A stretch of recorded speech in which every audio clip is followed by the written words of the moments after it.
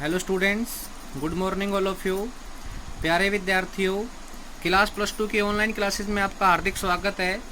आज प्रोबेबिलिटी की एक्सरसाइज 5.6, कौन सी एक्सरसाइज बेटा?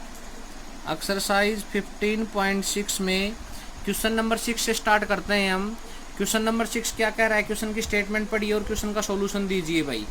इन a bolt factory machine first second third manufacturing 60%, 25% and 50% respectively. 3 machine है भाई, फर्स्ट सेकंड और थर्ड। कितना बनाती है बोल्ट भाई? ये 60%, ये 25% और ये 15% क्या करती है बोलो? ये प्रोडक्शन करती है, ठीक है। Of the total their product 1%, 2% and 1% are defective bolt. मतलब defective bolt 1%, 2% and 1% are defective bolt. A bolt is dry at random from total production and found to be defective. एक बोल्ट को draw करना है वहां से, वो bolt defective होना चाहिए, ठीक है। What are the probability it was manufacturing by machine first, second and third? देखिए बेटा, वैसे तो आपने इस प्रकार का क्वेश्चन पिछले एक्सरसाइज में किया था, लेकिन वहां पर आपने डिफेक्टिव बोल्ट की प्रोबेबिलिटी निकाली थी। लेकिन अब की बार हम किसकी प्रोबेबिलिटी निकाल रहे हैं? अब की बार हम मशीन की प्रोबेबिलिटी निकाल रहे हैं भाई। तो सबसे पहले तो मशीन को सिलेक्ट कर लो। Probability of E1 60/100, probability of E2 25/100 और probability of E3 15/100। Defective bolt तो क्या मान लेता हूं भाई मैं? Let A B the events of A defective bolt. A वो इवेंट है जो डिफेक्टिव बोल्ट होने की प्रोबेबिलिटी को कंसीडर करेगा। प्रोबेबिलिटी ऑफ ए बाई में E1 डिफेक्टिव बोल्ट पहली मशीन से, बोलिए कितना होगा? 1/100। प्रोबेबिलिटी ऑफ ए बाई में E2, बोलिए कितना होगा? 2/100। और प्रोबेबिलिटी ऑफ ए बाई में E3, बोलिए कितना होगा? 1/100। यहाँ तक तो हमने निकाल लिया भाई। अगर मैं आपसे डिफेक्टिव बोल्ट होने की प्रोबेबिलिटी निकलवाता तो probability of A is equal to पहली मशीन का डिफेक्टिव बोल्ट प्लस दूसरी मशीन का डिफेक्टिव बोल्ट प्लस तीसरी मशीन का डिफेक्टिव बोल्ट। नीचे वाला केस आ जाता। लेकिन हमें तो किसकी प्रोबेबिलिटी निकालनी है? What are the probabilitician that was manufacturing by machine first. तो 3 केस होंगे भाई। केस नंबर 1, किसकी प्रोबेबिलिटी निकालेंगे भाई? हमें मशीन फर्स्ट की। किसकी प्रोबेबिलिटी निकालेंगे बोलो? मशीन फर्स्ट की प्रोबेबिलिटी निकालेंगे। मतलब क्या निकालेंगे भैया? हम निकालेंगे sir probability of E1 by में ए। E1 निकालेंगे जिसने डिफेक्टिव बोल्ट भी दिया है। तो पहली मशीन E1, पहली मशीन द्वारा निकाला गया डिफेक्टिव बोल्ट अपोन क्या होगा बोलो? पहली मशीन द्वारा निकाला गया डिफेक्टिव बोल्ट प्लस दूसरी मशीन द्वारा निकाला गया डिफेक्टिव बोल्ट प्लस तीसरी मशीन द्वारा निकाला गया डिफेक्टिव बोल्ट। ऊपर तो सिर्फ वही मशीन कंसीडर करनी है जो हमें लेनी है और नीचे जो काते हो। देखिए बेटा क्या होगा?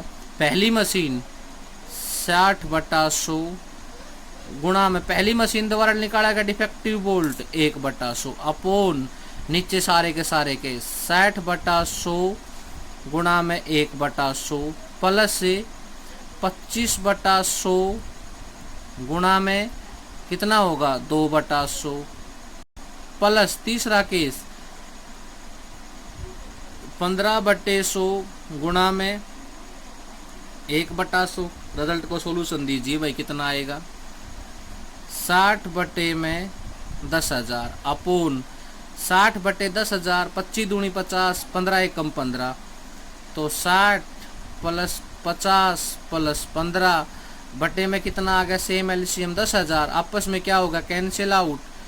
60 में 50 जोड़ेंगे तो 110 और 110 में 15 जोड़ेंगे तो 125। काट दो भाई इसको। कितने पे कट रहा है बताओ? 5 पे, 5 एकम 5, 5 दूनी 10, 5 दूनी 10, 5 5 25। तो पहले केस का आंसर बोलिए कितना आया।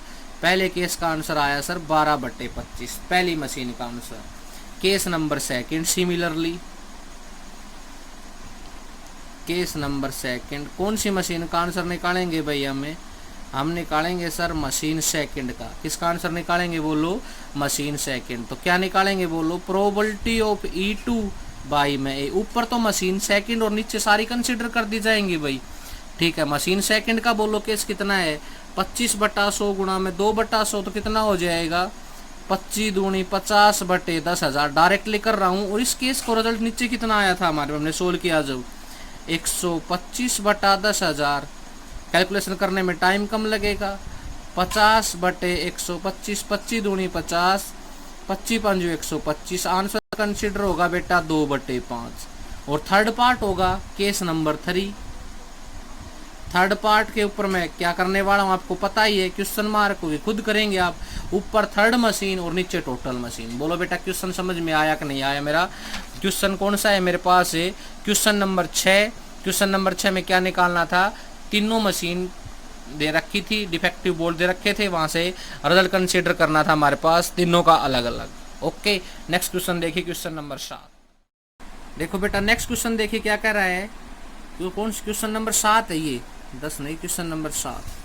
क्या कह रहा है भाई, in a bolt factory machine first and second manufacturing equal number of bolt. ये फर्स्ट और ये सेकंड, मतलब इक्वल नंबर ऑफ बोल में यहाँ 1 1 2 2 3 3 4 4 100 एंड कुछ भी मान सकते हो, एनीथिंग, ठीक है। Equal number of bolt of the total of their output 1% and 2% are defective. Defective 1% and 2% are defective. A bolt is drawn at random from the total production and found to be defective. From which machine the defective bolt is expected to have been produced? For which machine the defective bolt is expected to have been produced? मतलब दोनों machine निकालनी है बेटा। इसका मतलब ये है, देखो, in a bolt factory machine first and second manufacturing equal number of bolt of the total output 1% and 2% are defective. A bolt is dry at random from the total production and found to be defective. From which machine the defective bolt is expected to have been produce, मतलब same number में। देखियो बेटा, probability of E1 1 और probability of E2 again 1, दोनों probability को मैंने 1 1 consider कर दिया भाई। अब क्या कहता है भाई, मेरे पास है डिफेक्टिव बोल्ट को मैं ए मान लूँ, A/E1 1/100 और प्रोबेबिलिटी ऑफ A/E2 2/100। ओके, दो केस बनेंगे।